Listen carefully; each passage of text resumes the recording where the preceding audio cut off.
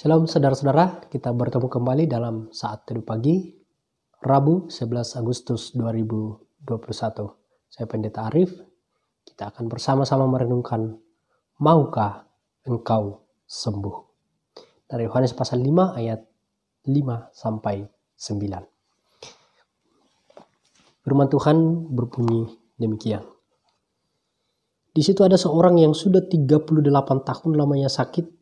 Ketika Yesus melihat orang itu berbaring di situ dan karena ia tahu bahwa ia telah lama dalam keadaan itu, berkatalah ia kepadanya, maukah engkau sembuh?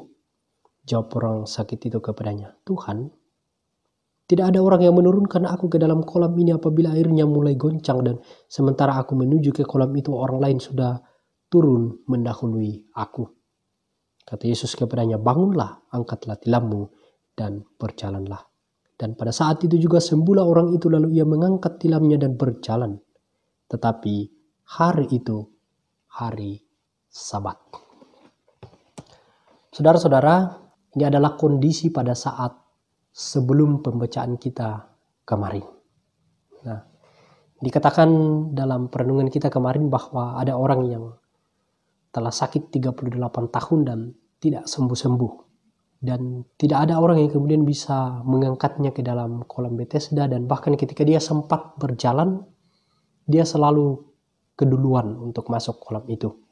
Ketika melihat orang yang telah sakit begitu lama, Yesus kemudian mendatangi. Ia mengajukan pertanyaan kepadanya, maukah engkau sembuh?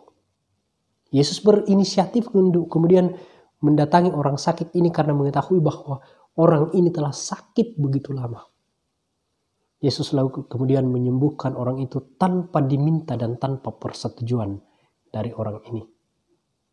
Bahkan orang sakit ini pun tidak menjawab pertanyaan Yesus dengan tepat atau menyatakan kepercayaannya kepada Yesus.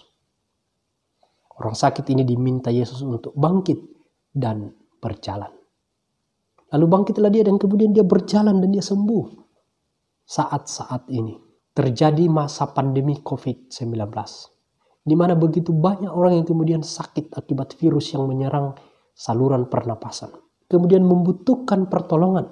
Tidak ada satupun orang yang sebelumnya mengaku diberikan karunia kesembuhan oleh Tuhan ini yang melakukan kebaktian kesembuhan ilahi atas penderitaan COVID-19.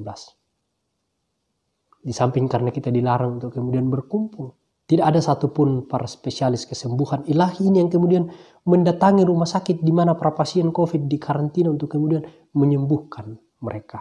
Sebagaimana Yesus berinisiatif mendatangi orang yang sakit dan kemudian menyembuhkan orang itu.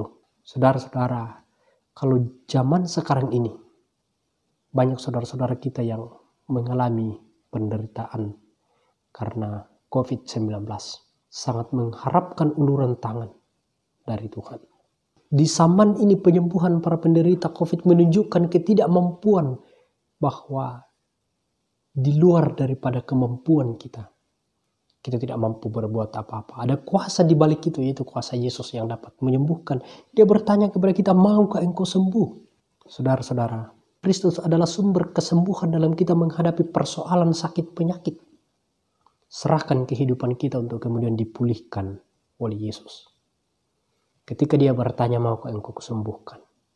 Katakan bahwa terjadilah pada aku seperti yang engkau kehendak.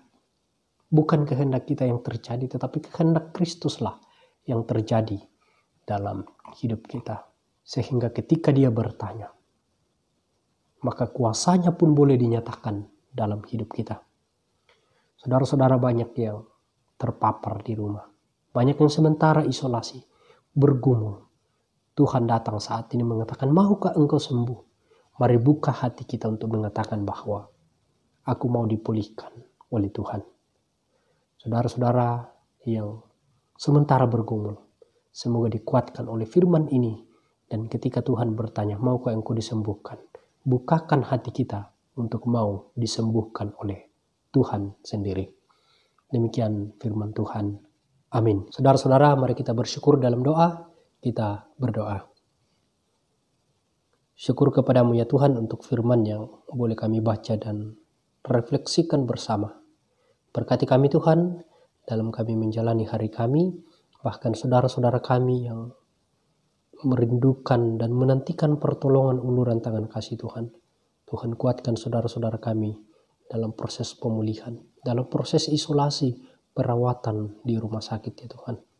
Biarlah kuasa kasih Tuhan boleh dinyatakan kepada saudara-saudara kami. Dalam nama Tuhan Yesus kami berdoa. Amin. Saudara-saudara, demikian waktu teduh kita pada saat ini. Tuhan Yesus memberkati kita.